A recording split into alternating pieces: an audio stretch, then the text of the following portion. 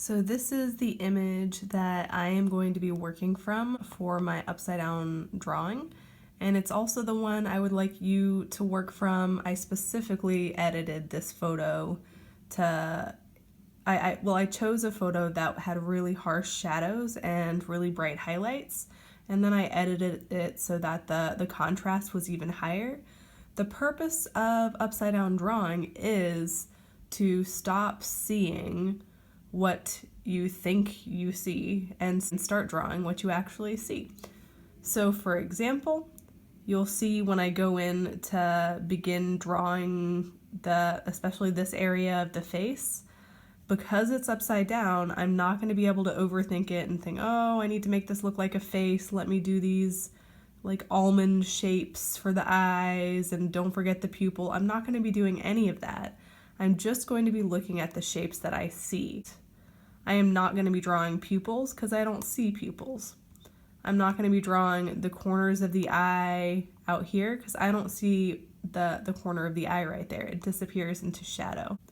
You will see what I mean when I get started, but I just wanted to explain why I chose the reference image that I chose. For everyone, it is attached to the negative space drawing assignment. I will know if you draw it right side up, okay? This assignment is about breaking down your preconceived notions of what portraiture is, but also just your preconceived notions of what seeing is and what observational drawing is. So that's my spiel, and I'm going to begin my demo now. I highly recommend that while you're watching this demonstration, you also have the upside down photograph that's attached to the upside down drawing assignment pulled up on your screen so that you can see exactly what I'm talking about when I tell you what I'm drawing. I recommend using a pen for this before I even begin drawing. Because this is another exercise, right? So the blank contours, that's an exercise to help you see. Upside down drawing helps you see what's in front of you. The purpose is not to get a masterpiece. The purpose is not to get a finished project for this. So you can go ahead and draw with pen, marker, and really commit to what it is that you're drawing. So I'm going to start out by drawing the right eye, which in this case, because of those harsh shadows, is just a series of shapes. This is that part of the eyelid that I can see. You can start wherever you want on the page, and the only caveat being if you start to run off of the page or run out of space, it doesn't matter, all right? Don't start to adjust your drawing to try to make it fit. The next thing I see is this shadow here that's by the eye. It goes all the way down, kind of hugs the side of his cheek, comes up again, and then it meets his nostril on the right side if I'm viewing the photograph upside down, as I should be. Here's the nostril hole. Just looking at what I'm seeing, and if it doesn't all line up perfectly, that's okay. All right, this is just about trying to catch the details. Here's the side of the glasses here. It does disappear into this shadow that's on his sort of, oh gosh, eye socket bone. I don't know what you call that. The shadow that is above his eyelid is so dark that I almost can't even see the top of his glasses.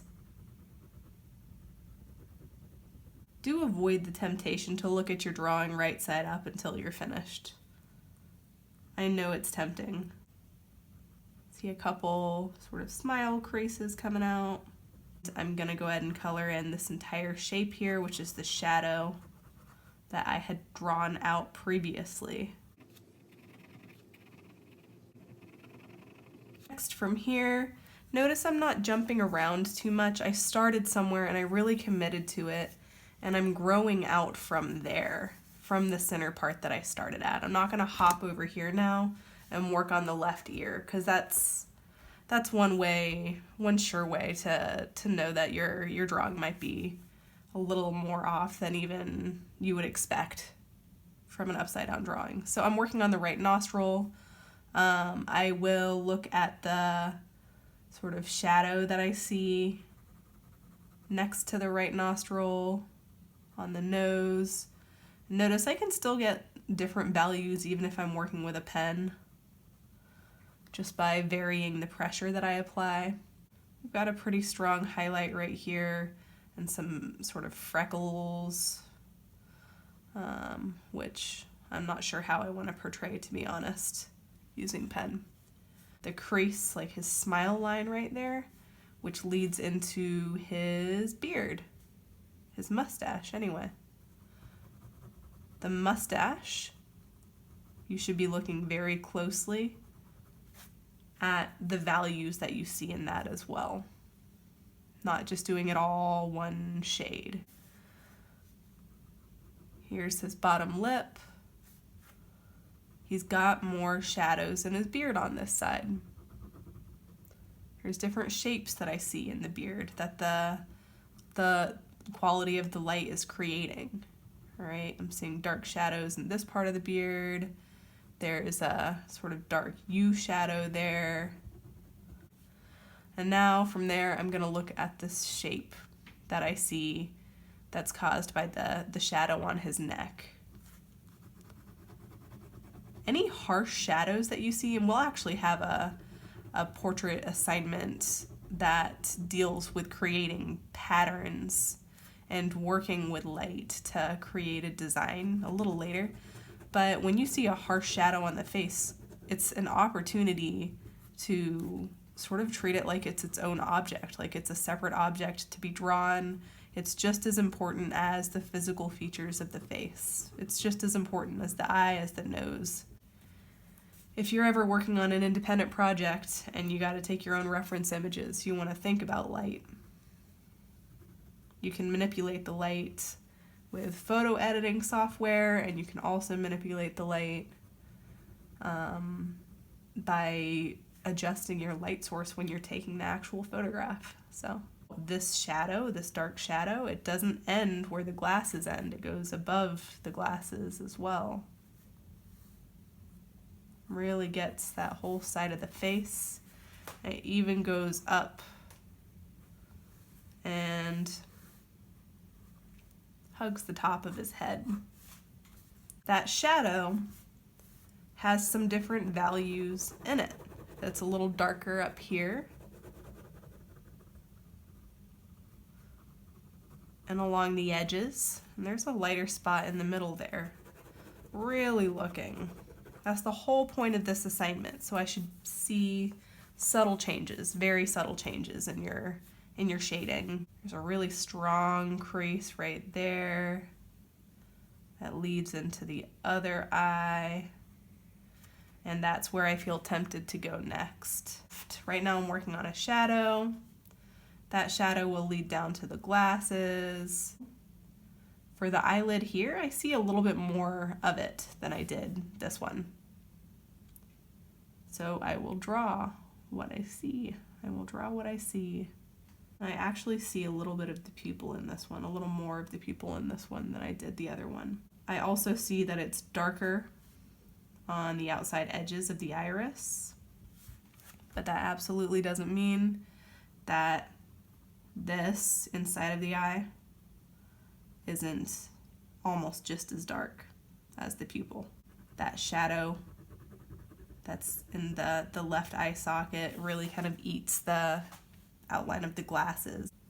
And that shadow sort of bleeds into this shadow here.